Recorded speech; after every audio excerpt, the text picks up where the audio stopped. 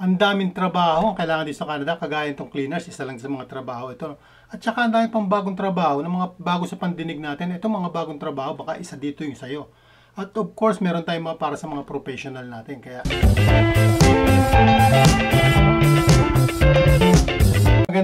magandang weekend sa inyo mga kababayan ko sa man sulok ng mundo. At ngayon, may maganda tayong topic ngayon. Puro trabaho itong topic natin. Kaya tapusin nyo itong video na to hanggang dulo. At meron tayong travel restriction na rin para may idea kayo kung sino yung mga dapat at hindi dapat makapasok sa Canada, makapag-travel.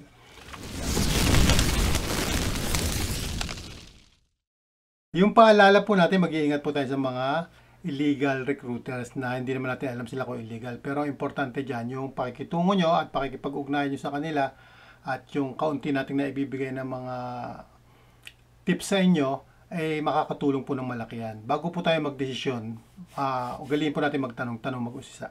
Yun po importante. Check po natin yung kanilang background nila, check natin yung kanilang profile natin kung ano man ang kakalagayan nila. Para na sa ganun, makaiwas tayo kahit pa paano. Lobat daw. Okay, ito po, unahin natin itong itong travel restriction updated ngayong August ito, para sa lahat ng travelers.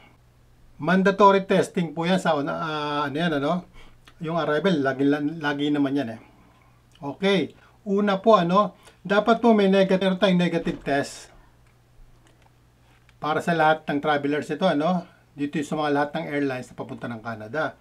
So ayun, kailangan nila, hindi kanila pasasakayin pagka wala ka nung negative test na yun, kaya kailangan may dala ka nun. Marami nagtatalo-talo dito kasi dapat daw hindi raw dapat ang airlines ang nagdidesisyon. Kagaya ng marami ng issue ng mga hindi pinasakay. Pero dahil nga po sila yung may rules niyan, so silang nasunod sa lahat ng airlines bound to Canada. Kailangan po kahit inuubo ka ng konti or tapos medyo may tinit ka lang ng konti, medyo ka na niyan, hindi ka na pasasakayin. Kailangan talaga pati dala niyo yung face mask niyo palagi. Yun yung una, Kung pabiyahe kayo rito, kailangan po ninyo ng compulsory hotel with quarantine plan. Dapat po may nakaplano yung travel nyo rito papunta rito. Kailangan may nakabook na kayong tutuluyang hotel. Kasi paglabas nyo po ng aeroplano niyan o pagdaan nyo ng immigration, ang labas nyo niyan, hindi doon sa kasamahan. May ibang dadaanan kayong tube papunta doon sa naghihintay sa inyong sasakyan, doon na kayo dadalhin sa hotel nyo kung saan kayo nakabook. Importante po yun kasi kung wala, baka hindi kayo makapasok. Tapos yung pang ArriveCan, yung apps ng ArriveCan na yan, kailangan ka rin doon, mag-sign up ka para alam mo lahat yung mga yung mga rules ng mga restriction kung ano pa. At saka syempre, yung nabanggit ko nga, mandatory testing on arrival, andyan pa rin yan. Yun po yung mga aasahan nyo, At sino naman ang pwedeng mag-travel? Ito maganda dito Sino ang pwede mag-travel? Kasi marami naguguluhan tayong mga kababayan, di ba? Yung mga ka-OFW natin, hindi rin makakapag-travel. Pero hindi po Ito, pakinggan nyo. Canadian citizen po. Pwede yan with dual. Talagang pwede sila, Dual ng Pilipino at citizen. Pwedeng pwedeng ang tatlo Canadian citizen, Filipino citizen at saka senior citizen. Kagaya ko. Okay, joke lang yan. Tsaka yung Canadian citizen, siyempre. Ayan, At saka po yung mga permanent residents na approved ng PR arriving in Canada for the first time. Yan po yung mga papayagan nila, At siyempre, huwag kang malulungkot. Ito, kasama ka rito, yung temporary foreign workers. At saka yung mga kasamahan natin na gusto mag-aral dito, yung mga certain international students. Kasama kayo, siyempre. Yun ang maganda ron. Bagamat nagkaroon ng issue, maraming hindi nakasakay nung nakaraan. Dahil po yung time na yon, dito po kasi talaga pabago-bago yung rules, pabago-bago pa yung rulings At saka yung time na yun talaga, parang maaga-aga yung kanilang pasok. Nagkataon nun na talagang medyo malikot pa yung rules. So, ang pinakamaganda ngayon, after ng September na, kasi umahabol yung mga estudyante ng September pero talagang ito yung buwan na bago mag-September, medyo magulo pa yung rules. Ngayon lang lumilinaw-linaw. After September siguro 11 or September 7, meron na sila ibibigay na mas maganda pang mga rules na kaliliwanag. At marami nga po nagreklamo dyan. Nadamay na nga po yung ating mga tumulong na yung ating mga kababayan dito sa Canada. Mga immigration natin dito. Dahil nga sa usapin na yan, dito sa immigration na yan, ano. So, inaayos nila yan, inaayos.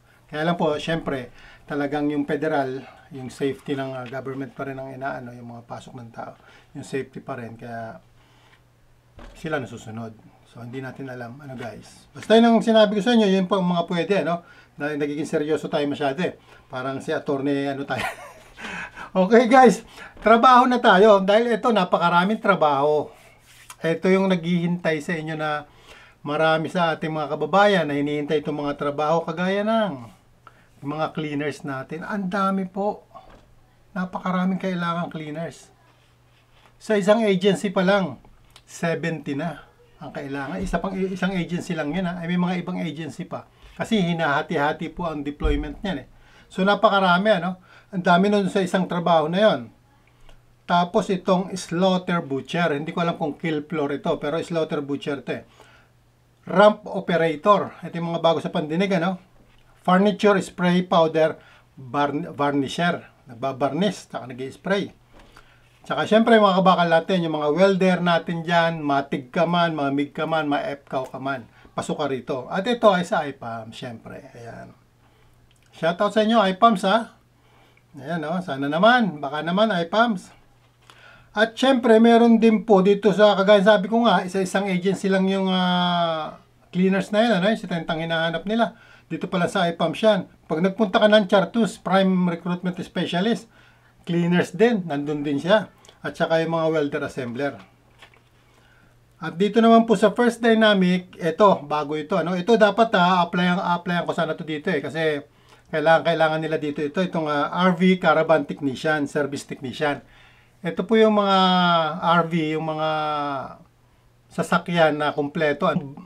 Bus ito, na kumpleto, may banyo, may higaan, may kung ano-ano, may lutuan. So, technician ka rito. Ayos ka rito, technician nga, di ba? So, kaya kind of all around to. Kabunti ko na applyan yan. Tapos, eto pa. Eto, bago na naman to. Industrial Cleaning Truck Operator. So, ano ina-expect natin dito? So, ito yung siguro yung mga truck na nagki-cleaning, kagaya sa kalsada, di ba? Merong malalaki yan na parang nagwawalis. Maka ito yun. So, hindi natin alam. Para sa mga karagdagang impormasyon, magsadya po sa First Dynamic. Mga highly recommended to mga agency na to. At ito naman, para sa mga professional naman po natin. Kasi syempre, baka yung iba dito nanonood sa atin, mga professional. Ito po, para sa inyo to. Packaging and Tooling Designer. Ito, nagkaroon ako ng kasama rito. Itong packaging and tooling designer, nagkaroon ako ng kasama rito, yung kaibigan ko. Tooling designer siya. So, yan. Planners. Siyempre, alam nila ito, mga trabaho nito, mga professional natin. At saka pa yung mga health safety officer natin. Ayan. Ayan, oh, kita nyo naman, mga bagong-bago sa pandinig, di ba? Kaya, kung ako sa inyo guys, pasyalan nyo na yung kanilang mga website at para sa pag-a-apply naman, nandun na rin sa mga video natin nakaraan yan. Pero uulitin natin guys, ang pag-a-apply para mas madali. Kung nasaan ka man lugar, kahit saan ka man lugar, mag-registered ka lang sa agency nila, mag-sign up ka ron, para na sa ganun, ma-access mo itong mga trabaho na ito at madali ka nilang ma-assess. Kagaya nung last video natin, yung patutuon ni Mr. Perks de la Cruz, ganun lang po ang gawin nyo. Kaya nakita nyo, di ba? Sundin nyo lang yung regulasyon ng agency. Sabi nga niya, di ba, sundin nyo lang po. Kasi yung mga documents naman eh, iba, huli pa yan eh. So, unahin nyo lang yung mga pangunahin, which is sinabi niya lahat yun dun sa video na yan. Ano? Balikan nyo yung video. Yung mga hindi nakakapanood, balikan nyo. At siya po yung si Perks de la Cruz na ayaw talaga niyan mag-Canada. Ang kwento po niyan ay dati kami ano niyan sa YouTube. Bago pa lang ako noon, mga nagla-live pa lang kami niyan, parang lagi kaming nag-guest-guest sa mga live namin, bawat isa. At lagi ko siyang in-encourage nga kasi nakita ko nga siya sabi ko nga sa kanya, napakaganda ng ng posibilidad, malaki ang posibilidad mo na makapunta ng Canada sa nakikita ko. Alam niyo ba, sabi niya sa akin, ako Daddy Lou, ay ang baba ng ko, ay ang English ko, ay hindi ganito ganon, di ba? Sabi ko, hindi po ganon. Basta maniwala ka lang. Sundin mo lang sasabihin ko, etong mga tips ko na ito, talagang patok to. So, noon nga, nung umuwi na siya ng Pilipinas, na-realize niya, bigla lang siya nag-apply. Naalala niya siguro ako. Kasi ang sabi ko lang sa kanya, kung ayaw mo, okay. Pero sayang yung talent mo eh. Sayang yung experience mo. Sayang yan. Kasi yan ay may puwang sa Canada. Kung ayaw mo, para na lang sa mga anak mo, sa pamilya mo. Hindi ba? Kasi sayang po eh. Qualified na talaga siya eh. Kaya sabi ko nga sa inyo, panoorin nyo yun para doon sa mga kababayan natin nagsisimula. Kung paano po ano. Kailangan po natin ng work experience kung ano yung a-apply natin trabaho. Kagaya itong cleaners. Kung cleaners po ang a-apply nyo, kailangan po natin magtrabaho talaga sa cleaning company. Para na sa ganun, may idea po tayo ng paglilinis. Kasi mamaya, baka call center tayo, tapos kumuha lang tayo ng mga certificate. Cleaning, di ba? Ay kitang-kita yun po sa mga pagpunas po ng paghawak-hawak pala, mga di natin gabi alam, di ba? So, mas mainam na yung totoo kasi yung honesty, yan ang best policy. At saka yan po yung magdadala sa inyo sa tagumpay. Sa inyong pangarap. So, ayan guys ha. At saka na tayo sa shoutout. Hindi ko pa nababasa yung mga mga message nyo. Maraming salamat po ulit sa inyo, kundi dahil sa inyo at sa pakipagtulungan nyo. Hindi po rin mangangarap pa ibang mga kababayan natin. Salamat din po sa inyo sa mga comment nyo at sa pagtsatsaga nyo. At inspirasyon din kayo. At bigyan nyo ako ng update kung may mga update kayo. Bigyan nyo ako para na sa ganun ma-inspire pa natin ibang kababayan natin magtrabaho pa. Kasi napakarami po ang kailangan dito. Ang laki po nitong Canada. Kasyang-kasya po tayong lahat dito. At po buong Pilipinas kasya dito sa Canada. Kaya, tara na. Guys, tiyaga lang. Planuhin, magtiyaga, pasensya, at unawain at tamang tao ang dapat ninyong pinakikinggan. Okay po, maraming salamat ulit sa inyo at syempre, weekend na, good luck sa inyong lahat and God bless sa lahat and we love you all. Love you sa